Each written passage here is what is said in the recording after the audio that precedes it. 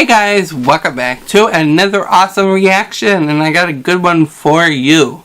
If you're a big fan of RuPaul's Drag Race, well, this is your type of video that you need to watch, because we got some awesome stuff going on.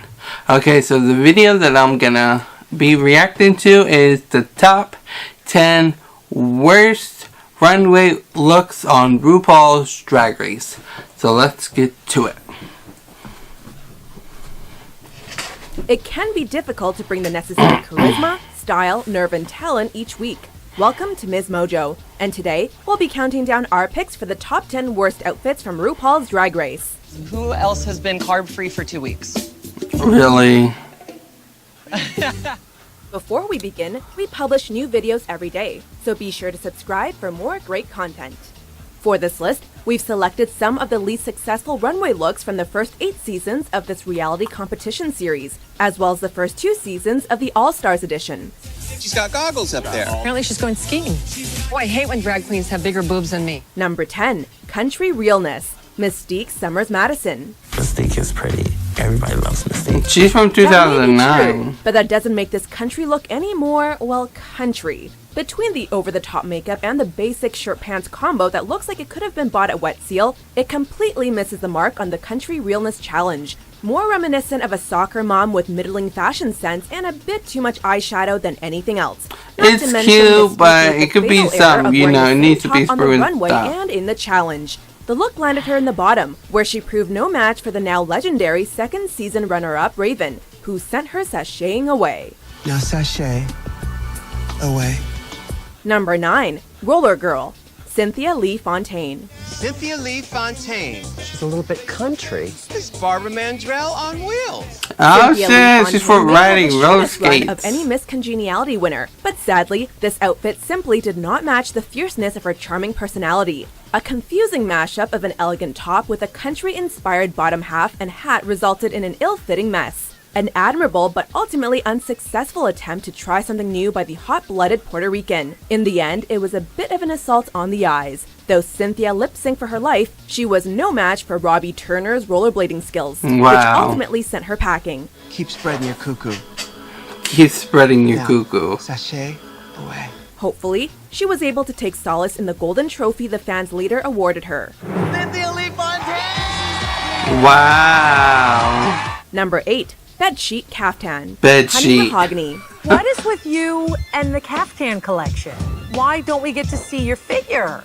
Only 2 times in the history of the series has a lip sync resulted in a double elimination. And one half of the very first can be attributed to Honey I Mahogany's think third I and remember final that. loose-fitting I remember caftan that. to be torn apart by the judges. Though the previous attempts were elegant enough to keep her out of the bottom, the third strike more resembled a sparkly bedsheet tied together with a belt than an actual outfit. Coupled with an equally gaudy wig, there's no point of focus. So the only option is to take the entire jumble in one unsavory gulp. At least she was able to prove her range come finale time. And I have a little something I'd like to show you. Oh, okay. Oh. Number 7, Wow. Gone with the Window, Shangela Laquifa Wadley. The debutantess of the Deep South. Shangela may now be one of the most recognizable names to come out of RuPaul's Drag Race, but her first impression on the show was memorable for all the wrong reasons. Tasked with creating a runway look out of window curtains, the admittedly Window burgeoning queen curtains, made her dress really? more reminiscent of corn stalks than couture, and was criticized by the judges for its overabundance of accessories, design, and failure to be form-fitting. Your bust line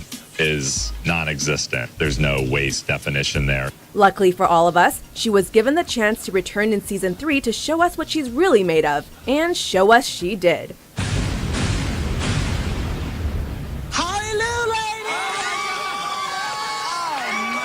Number Wow, 6, she Dead looked good. Chicken, Kennedy Davenport. I remember Kennedy. Kennedy Davenport. I met her before. Kennedy Fried Chicken. Is she a chicken or a horse? Kennedy Davenport was lucky that her team managed to not be on the bottom the week she chose to wear this number. She took to the runway, the theme of which was Death Becomes Her, in a bizarre orange jumpsuit adorned with feathers and what looks like coagulated blood. In Untucked, she explained that the story behind it is that a pimp gutted a hooker and burned her alive, but instead of dying, she crystallized? They say a joke is no good if it has to be explained, and here, apparently, the same could be said for a high-concept outfit. But you know, I didn't die. Okay. I had crystallized. Oh. And now I'm a glamazon bitch ready for the runway. Number 5, Cowardly Lion, Wow. Robbie Turner. Serving Cowardly Lion couture, Robbie and Hedda Turner. Okay, that's Nobody cute. mentioned Cecil. Robbie Turner may have been able to out-lip-sync Cynthia, but her fate was sealed with this Wizard of Oz themed challenge. Robbie was assigned to create not one, but 2 looks based on the Cowardly Lion. This looks like just a bunch of ruched up fabric stuck. And we have to work on that hairline. It was already an uphill battle, since Kimchi had previously Kimchi, created I an like iconic Kimchi. lion look earlier that same season. Robbie's offering was really nothing more than some poorly fitting fabric with a wig and some fur thrown on. None of these elements look good on their own, but together with a messy wig/crown combo, it made for a completely disjointed look that resulted in the Seattle Queen's elimination. Thank you guys so much. Love you. Love you, love you, love you. Mwah. Good morning. Number 4, Good morning. Garbage Couture, Serena Chacha. Oh, does that mean you guys were rooting for me? Poor Serena Chacha. She was only able to serve up 2 looks during her brief tenure on Drag Race, and both were seriously considered for this list. The challenge was to turn garbage into couture, and Serena didn't entirely finish the transformation. We're honestly not entirely sure how she was able to escape elimination with this abysmal outfit. From the lack of creativity to the shoddy execution, there's little room to defend this offering. However, we have to cut her some slack for being the season's youngest queen. She clearly learned from her time on the show and has since developed her aesthetic. Number 3, Apocalypse Couture, Jiggly Caliente. I remember her. I remember. Oh, she Jiggly fell. Caliente's run certainly got off to an explosive start, though not in a good way. The first challenge was to create an apocalyptic look based on materials gathered from garbage, and for Jiggly, it unfortunately shows. All right, listen, I'm gonna let you get back to work. Yes, mama. Appearing as though she threw everything she could get her hands on into the outfit, the final product was an amalgamation of mismatched colors and material. It seemed she was destined to be the first elimination. However, Jiggly's bubbly personality allowed her to overcome her initial misstep and find a decent ranking among the queens of season 4. I have to pull out every trick. If I have to shoot ping pongs out of my ass, I will do it. Oh, shit. Number 2, Drag on a Dime, Naysha Lopez. Hola. The beauty is here. To be fair, Naysha was the first to admit that she was an amateur designer, a skill level which wasn't helped by the fact that her task involved making her dress out of pieces of garbage. This is actually the first garment I've ever made. I don't really sew.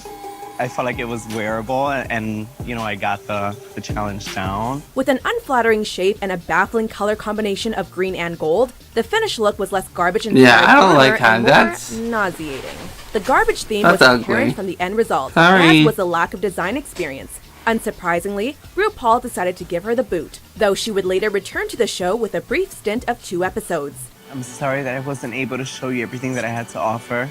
Thank you, Ru, for this opportunity. Before Oh, we that's unveil so our top sad. pick, here are a few honorable mentions. Rainbow Bright. Rainbow Featuring my Bright. arms.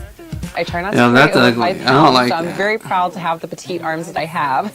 She forgot to shave. Janice Combs. I'm giving fish, I'm giving face, I'm giving you Vogue. I know my runway is fierce. Look at those legs, my goodness. And they go all the way up. They do? Are you sure? Girl, please. I'm taking selfie to Alyssa Edwards. I like her. I definitely like her. see why you love me, darling. That is amazing. Number 1, Bacon, Kelly Mantle. Bacon. Christine Baranski's in the house. For Kelly Mantle, a well-intentioned use of flower fabric went terribly wrong in the 6th season premiere. In an attempt to make a look inspired by Downton Abbey, she presented an outfit that, while unremarkable at first glance, was critiqued for having a top piece looking more like bacon than flower petals. What is it? They're flower petals. I'm still getting bacon. And once that was pointed out, there was no way not to see uncooked breakfast meat across her chest. Despite being remembered That's mostly for ridiculous. unfortunate It does look mistakes, like Kelly bacon. has shown she's able to laugh at her mistakes in hindsight, which makes a winner, at least when it comes to attitude. You know what surprised me the most was that the judges weren't hungry for my bacon. I mean, what, is everyone a vegan nowadays in LA? Gee. Do you agree with our picks? Wow. Check out these other great clips from Ms. Mojo and subscribe for new videos every day. Well, that was definitely different than what I normally react to. It wasn't bad. You know, it was RuPaul's Drag Race, love the show, and love RuPaul. And this was her top 10 worst dress, outfits. And it was crazy. It was crazy how one person, wore this ugly thing at this time, and then 10 years later, they're a whole different person. So, that was awesome. And if you guys want more of RuPaul's reactions, all you have to do is give me a like, write as many comments down below, and subscribe. So, thank you guys all so much, and I will see you all on the next one. Bye!